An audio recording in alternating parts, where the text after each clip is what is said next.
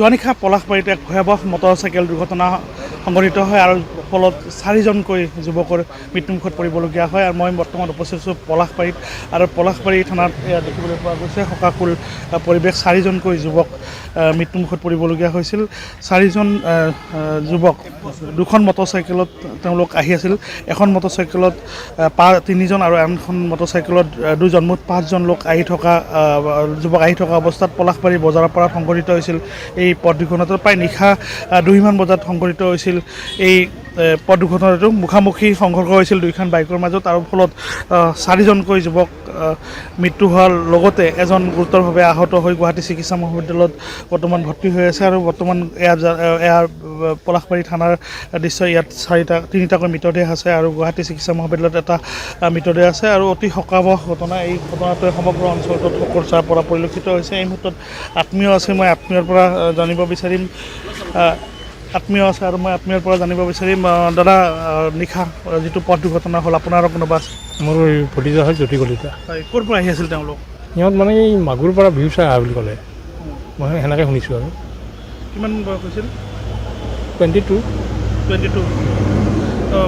আপোনালোকে কেতিয়া গম পালে? মই ৰাতিপুৱা 4টা বজাত গম পাইছে।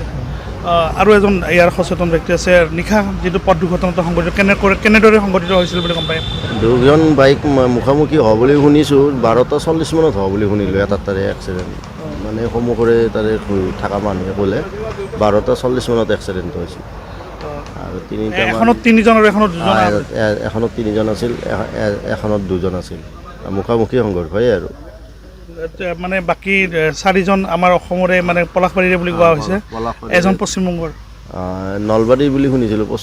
এজন মই যিখিনি শুনিছোঁ তাতে নলবাৰী বুলি যিজন হৈছে হাত ভাঙি আছিল, তেওঁ নলবাৰীত থকা বুলি কৈছিল ৰাতি।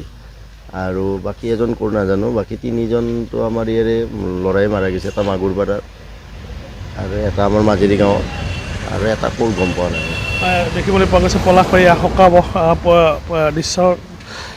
মটৰচাইকেল দুৰ্ঘটনাত 4জনকৈ লোকৰ যি মৃত্যু হ'ল, 4জনকৈ যুৱকৰ যি মৃত্যু হ'ল, সেই সমগ্ৰ অঞ্চলটো এতিয়া শোকৰ ছাঁ পৰিলক্ষিত হৈছে। আৰু কিছু সময় পিছতে মৃতদেহকেইটা ইয়াৰ পৰা মৰণোত্তৰ পৰীক্ষাৰ বাবে গুৱাহাটী চিকিৎসা মহাবিদ্যালয়লৈ লৈ যোৱা হ'ব। নিশা মুষলধাৰ বৰষুণ দি আছিল আৰু নিশা প্ৰায় 1 বজাৰ পৰা 2মান বজাৰ ভিতৰত এই পথ দুৰ্ঘটনাটো সংঘটিত হোৱা বুলি স্থানীয় ৰাইজে জনাইছে। কাৰণ তেওঁলোকে দুখন বাইকে তেওঁলোক কোনোবা বিহু চাই আহি থকা অৱস্থাত হয়তো এই পথটো দুৰ্ঘটনা সংঘটিত হ'ব পাৰে বুলি সন্দেহ কৰা হৈছে। আৰু যিহেতু তীব্ৰ বেগ আছিল মটৰচাইকেলখনত আৰু তীব্ৰ বেগৰ বাবে এই পথ দুৰ্ঘটনাটো সংঘটিত হোৱা বুলি জানিব পৰা গৈছে। আৰু সমগ্ৰ অঞ্চলজুৰি এতিয়া শোকৰ ছাঁ।